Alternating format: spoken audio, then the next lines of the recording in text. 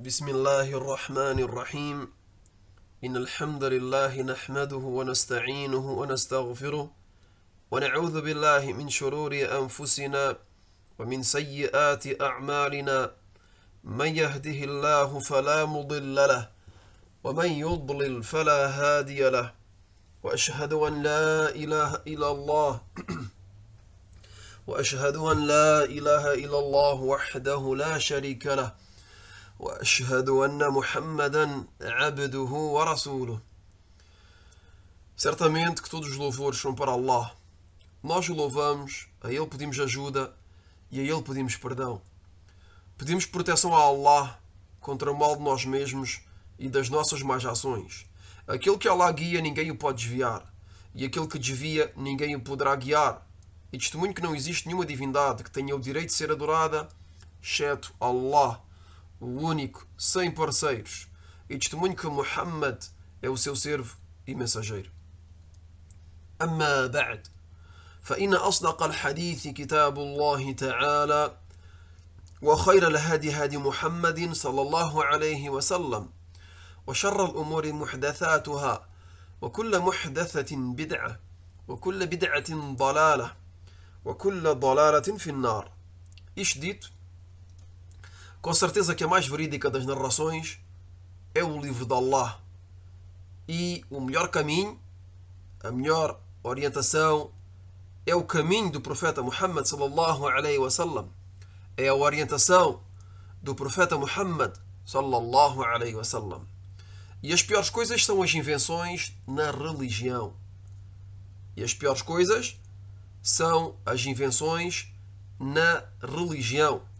E todas as invenções na religião são inovações. E todas as inovações são um desvio. E todos os desvios serão destinados ao inferno. Bem-vindos a todos nesta série de aulas acerca da ciência do Hadith. Aulas baseadas neste livro intitulado Durusun fil Hadith wal Fiqh. Aulas de Hadith e de Fiqh. Este livro que é ensinado aos estudantes iniciantes da Universidade Islâmica da Al-Madina. Este livro sobre o qual nos baseamos nas nossas aulas de Hadith e de Fiqh. O autor disse: الحديث الرابع في حكم الأكل في آنية أهل الكتاب. O autor disse o quarto hadith. O quarto hadith acerca do veredito de comer nos recipientes do povo do livro. Então este é o hadith número 4 e é acerca do veredito de comer nos recipientes do povo do livro. عن أبي ثعلبة الخشني رضي الله عنه قال: قلت يا رسول الله إن بأرض قوم أهل كتاب أفنأكل في آنيتهم؟ قال: لا تأكلوا فيها إلا أن لا تجدوا غيرها فاغسلوها وكلوا فيها. متفق عليه. Abu Tha'laba al-Khushani radiyallahu anhu narrou que disse: Ó mensageiro de Allah, nós vivemos na terra do povo do livro. Será que podemos comer nos recipientes deles? O mensageiro de Allah sallallahu alaihi wa ala alihi wa sallam disse: não comam neles, exceto se só houverem os recipientes deles. Então, nesse caso, lavem-nos e comam neles. Este hadith é muttafaqun alayhi, unanimamente autêntico, unanimamente autêntico. Quer dizer que foi relatado por Al-Bukhari e Muslim. Então, o narrador deste hadith é um companheiro chamado Abu Tha'laba Al-Khushani, radiyallahu anhu, que narrou que disse, isto é, Abu Tha'laba, o narrador, nos informa que disse o seguinte ao mensageiro de Allah, sallallahu alayhi wa ala alihi wa sallam: ó mensageiro de Allah, nós, isto é, Abu Tha'laba e a sua tribo, ou a sua família, nós vivemos na terra do povo do livro. Isto é, vivem numa região, numa zona que é habitada, que é populada pelo povo do livro. Pelo povo do livro. Então será que podemos comer nos recipientes deles? A pergunta é: será que podemos comer? Será que podemos comer? Será que podemos utilizar os recipientes do povo do livro para comer? Então o mensageiro de Allah, sallallahu alayhi wa sallam, respondeu: não comam neles. Lhe disse de não comer nos recipientes do povo do livro, de não utilizar os mesmos recipientes que o povo do livro. E depois disse, exceto se só houverem os recipientes deles. Então, em primeiro lugar, o mensageiro de Allah, sallallahu alaihi wasallam, proibiu. Disse que é proibido de comer nos recipientes do povo do livro. Depois, deu uma derrogação, que é se não encontrarmos outros recipientes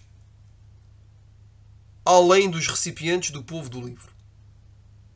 Então, nesse caso, se só encontrarmos os recipientes do povo do livro e que temos necessidade dos recipientes para fazermos comida, para prepararmos comida ou para nos servirmos comida, então nesse caso o mensageiro de Allah, sallallahu alaihi wasallam, autorizou, mas com uma condição, que é: lavem-nos bem, lavem-nos e comam neles. Repito a palavra do mensageiro de Allah, sallallahu alaihi wasallam: não comam neles. Em primeiro lugar disse, não comam neles, exceto se não houverem, exceto se só houverem os recipientes deles. Então, nesse caso, lavem-nos e comam neles. Depois o autor disse: Ma'ani al-kalimat, o sentido de certas palavras deste hadith. Ahlul kitab, a primeira palavra, ou melhor dizendo, a primeira frase, Ahlul kitab, o povo do livro. O povo do livro.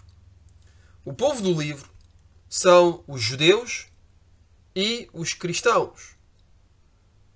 Quando se diz de maneira geral povo do livro, engloba os judeus e os cristãos. Os judeus, aos quais foram enviados vários profetas e mensageiros, e aos quais foi revelado, aos quais desceu um livro que é a Tora. E os cristãos, aos quais foi revelado o Evangelho, ou melhor dizendo, a Bíblia. Então, o povo do livro são os judeus e os cristãos, que receberam um livro revelado por Allah subhanahu wa ta'ala. Os judeus receberam a Tora e os cristãos receberam o Evangelho. Depois o autor disse: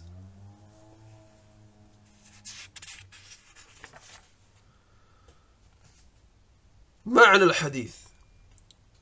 O sentido deste hadith. O sentido deste hadith.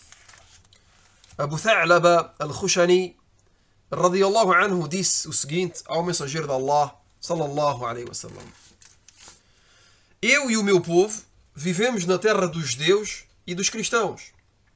Será que temos o direito de comer nos recipientes deles?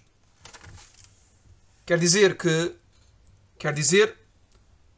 de utilizar para comer os recipientes nos quais comeram os judeus ou os cristãos.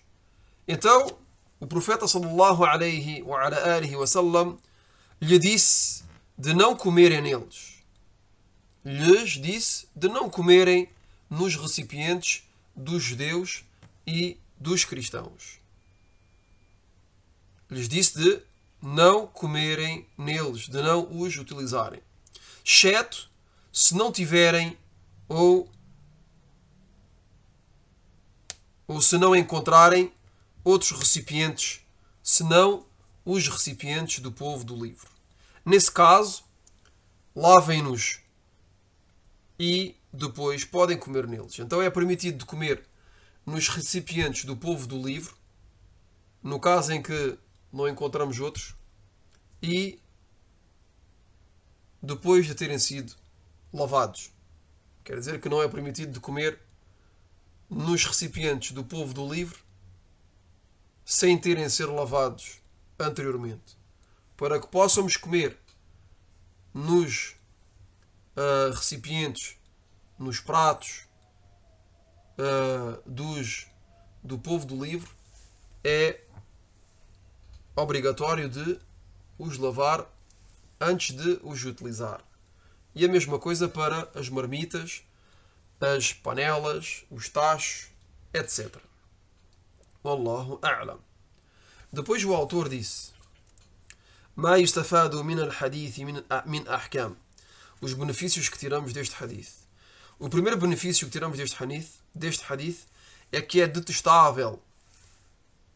O autor diz que é detestável de comer nos recipientes dos judeus e dos cristãos. Reparem bem que aqui o autor, a opinião dele é que é detestável e não proibido.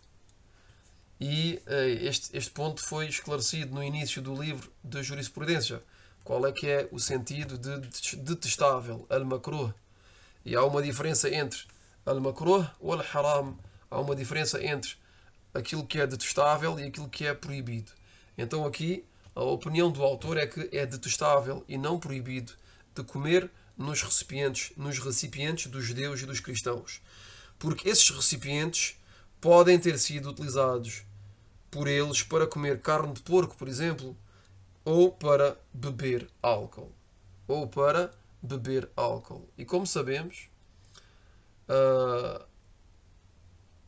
o povo do livro, por exemplo, os cristãos, consomem carne de porco, por exemplo, e consomem também outros produtos que nos são proibidos, como por exemplo o álcool, como por exemplo as bebidas alcoólicas. Então é-nos proibido de consumir carne de porco e de consumir bebidas alcoólicas.